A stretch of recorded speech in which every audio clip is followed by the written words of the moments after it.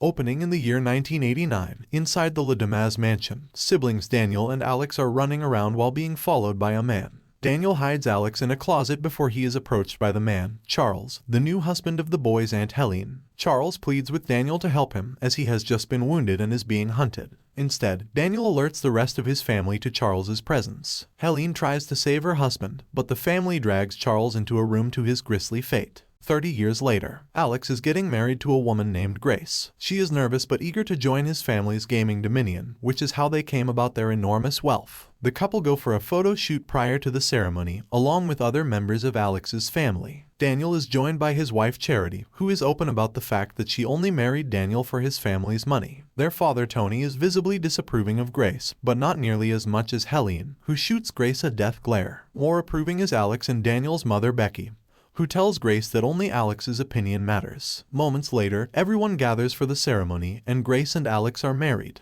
Later, Grace and Alex are trying to get intimate, but they are interrupted by Helene, who reminds Alex that he needs to join the family for something. Alex then explains to Grace that as per tradition with every new addition to the Le Damas family, she has to join the family for a game at midnight. Grace and Alex reconvene with the family, who are now joined by Alex and Daniel's cokehead sister Emily, her husband Fitch Bradley, and their sons Georgie and Gabe. Everyone gathers around a table while one of the maids, Clara, is reading the boys a bedtime story. Tony explains to Grace that this tradition was started by his great-grandfather Victor, who made a deal with a mysterious benefactor known as Mr. LaBelle. He granted Victor and his future generations their wealth, as well as a special box, while Victor was told to give his own part in the bargain. The family passes Grace the box to draw a card from it and pick the game. Charity said she got chess, while Fitch got Old Maid. Grace draws hide and seek, and the room falls silent. Tony instructs Grace to stay hidden until dawn in order to win, which does not sound appealing to her at all. As she goes to hide, the family arms themselves with guns, except for Helene and Fitch, who get an axe and crossbow, respectively. Grace goes to hide in a dumbwaiter, and Alex chooses to sit this out. As the family goes off to find Grace, Alex leaves his room to go warn her, which Charity finds out about. Grace leaves the dumbwaiter and wanders before she is found by Alex,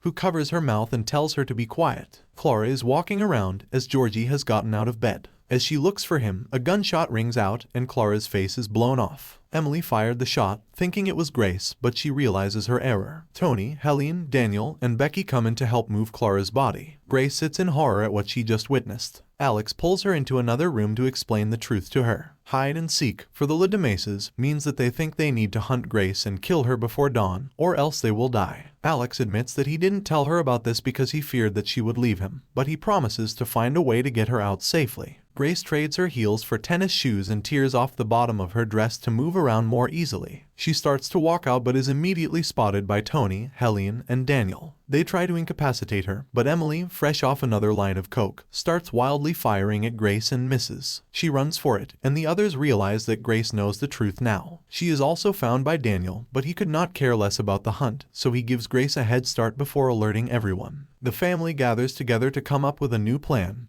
when another maid, Tina, comes in trying to tell Tony that she saw Grace. Emily, who was given Fitch's crossbow, accidentally fires an arrow through Tina's head. Helene chops Tina's head off when she won't stop groaning. She then suggests to Tony that they turn on the cameras to locate Grace, but Tony is against it since it's not part of the tradition. Grace finds a rifle and ammo, and she loads up. She hides in the kitchen while Alex tries to turn on the cameras and disable the locks on the doors and windows. The butler, Stevens, enters the kitchen to make tea. He hears Grace loading her rifle and she is soon spotted. She tries to shoot Stevens, but he tells her the ammo is just for display. This doesn't stop her from smashing the teapot over his face and managing to evade him. Alex succeeds in unlocking the doors and windows, and Grace manages to get outside. Alex destroys the control room before Tony and Daniel finds him, and Tony attacks him. Alex fights back but is talked down by Daniel, which only gives Tony a chance to knock Alex out. They handcuff Alex in his bedroom to prevent him from helping Grace. Meanwhile, she is outside on the roof but can overhear Tony and Helene talking. They know Alex has always rejected their tradition, being the good son,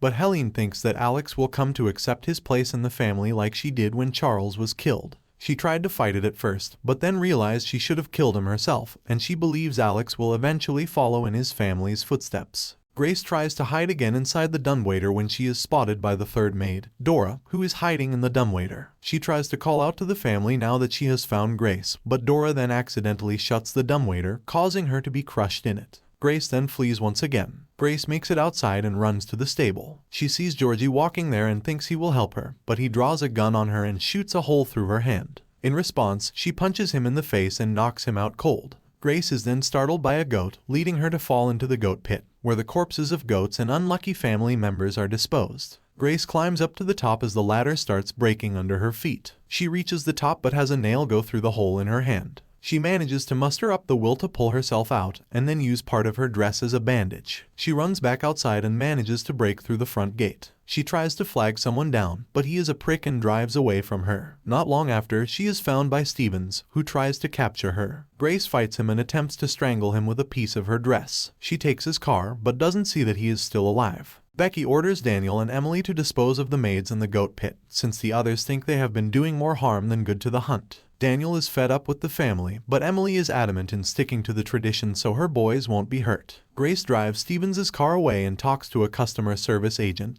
Justin, to get help. Unfortunately, since the car was already reported stolen, Justin shuts the car down, which leads to Stevens finding Grace and tranquilizing her. He drives back toward the mansion while video chatting with the family to let them know he has Grace. He starts to play classical music over the radio and doesn't see Grace waking up, but the family does. They try to warn Stevens, but he doesn't see Grace as she kicks him twice in the head, causing him to roll the car over into a field. Stevens is dead, but Grace survives. She gets out and is found by Daniel. He says he can't let his family down, so he knocks her out and takes her back to the mansion. Becky goes to Alex's room to try and talk to him. She thinks that while he loves Grace, he will ultimately stick to his family's wishes. Alex tells her that he will kill her if anything happens to Grace. The family places Grace on an altar to begin the ritual to sacrifice her to Mr. LaBelle. They pass around a chalice and drink from it, but then they start violently puking just before Tony kills Grace. Daniel gave everyone something to make them sick, and he frees Grace from the altar. He tries to help her get out, but they are found by Charity. Knowing that he is no longer on their side, she shoots Daniel in the throat. Grace fights Charity and takes the gun from her. The bullets are gone, so she pistol whips Charity. Grace tries to help Daniel, but he tells her to go. Alex breaks free from his cuffs and finds Daniel dying. He tries to save his brother, but it is too late. Tony then goes for Grace and tries to kill her himself,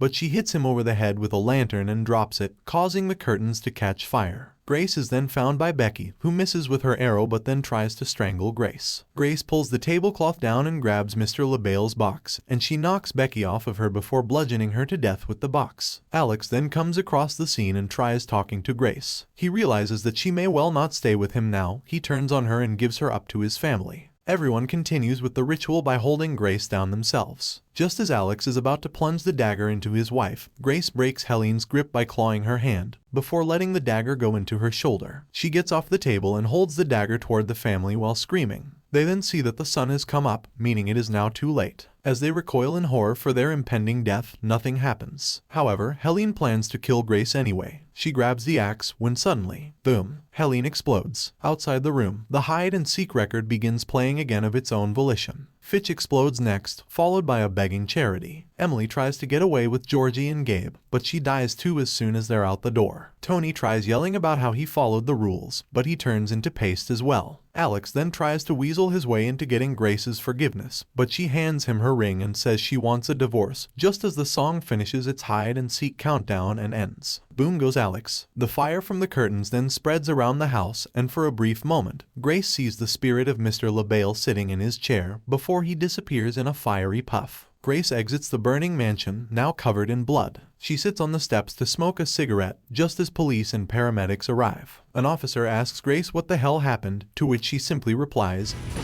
"In-laws." Guys, what are your thoughts on this movie? Please leave a comment below. And thanks for watching today's movie recap. For more videos like this, make sure to subscribe and like the video, and I will see you guys in the next one. For now, take care.